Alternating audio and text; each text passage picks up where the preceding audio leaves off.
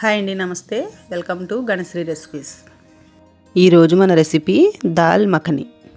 మామూలుగా మనం మినువులతో ఇడ్లీ, దోశ, వడ ప్రిపేర్ చేసుకుంటాం కదా, అలా కాకుండా ఇవాళ వెరైటీగా కర్రీ ప్రిపేర్ చేద్దాం.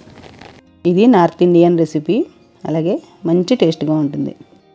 ఒక కప్పు మినువులు తీసుకుని 2-3 స్పూన్ల రాజ్మా వేసుకోవాలి. ఇవంతా కూడా ఒక రాత్రంతా, అంటే ఇంచుమించుగా ఒక 10-12 గంటలు నానబెట్టుకోవాలి. తర్వాత ఇలా కుక్కర్లో వేసి 2 కప్పుల వాటర్ వేసి 5-6 విజిల్స్ వచ్చే వరకు మెత్తగా ఉడికించుకోవాలి. ఈ మినువులపైన ఉన్న పొట్టు తీయాల్సిన అవసరం లేదు. దీన్ని అలాగే మనం కర్రీ ప్రిపేర్ చేసుకోవాలి. ఇప్పుడు ఈ పప్పుని ఇలా మెత్తగా మెదుపుకోవాలి. ఇలా ఇది పొట్టుతో తినడం వల్ల హెల్త్కి కూడా చాలా మంచిది.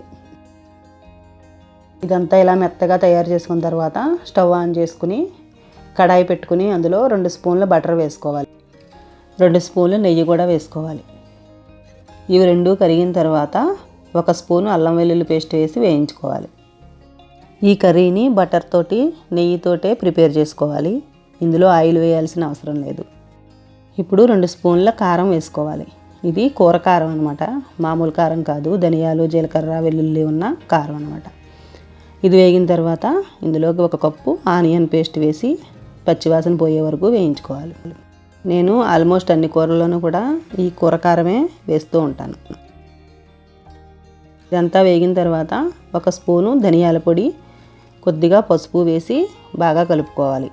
తర్వాత 1 కప్పు టమాటా పేస్ట్ వేసి వేయించాలి.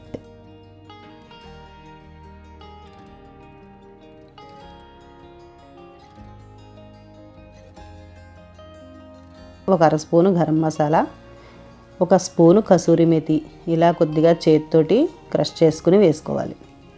దీనివల్ల మంచి ఫ్లేవర్ వస్తుంది.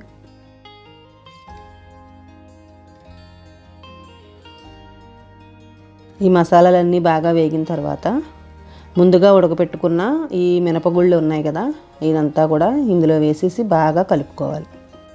ఈ ఉడికించుకున్న మినువులు మాత్రం బాగా మెత్తగా ప్రిపేర్ చేసుకోవాలి. అప్పుడే కూర మంచి టేస్ట్ వస్తుంది. ఇదంతా బాగా మిక్స్ అయిన తర్వాత 1 కప్పు వాటర్ వేసుకుని సరిపడినంత సాల్ట్ వేసుకుని ఒకసారి అంతా కలిపి ఉడకనివ్వాలి. ఇందులో కొత్తిమీర వేసుకుని ఒకసారి అంతా కలిపి మూత పెట్టి స్టవ్ లో ఫ్లేమ్లో పెట్టి ఒక 10 నిమిషాల పాటు ఉడికించుకోవాలి. ఇలా బాగా ఉడికిపోయిన తర్వాత 2-3 స్పూన్ల బటర్ వేసుకుని కలుపుకోవాలి. అంతే, మంచి టేస్టీగా ఉండే దాల్ మఖని రెడీ అయిపోయింది. ఇది రోటీ, చపాతీ, జీరా రైస్లోకి చాలా బాగుంటుంది. ఈ కర్రీలోకి బటర్ ఎక్కువ వేసుకుంటేనే టేస్ట్ బాగుంటుంది. ఈ రెసిపీ తప్పకుండా మీరు కూడా ట్రై చేసి ఎలా ఉందో నాకు కామెంట్ సెక్షన్లో పెట్టండి.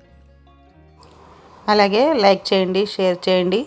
కొత్తగా ఫస్ట్ టైం చూసి వాళ్ళు ఎవరైనా ఉంటే గణశ్రీ రెసిపీస్ ఛానల్ సబ్స్క్రైబ్ చేసుకోండి. Thanks for watching.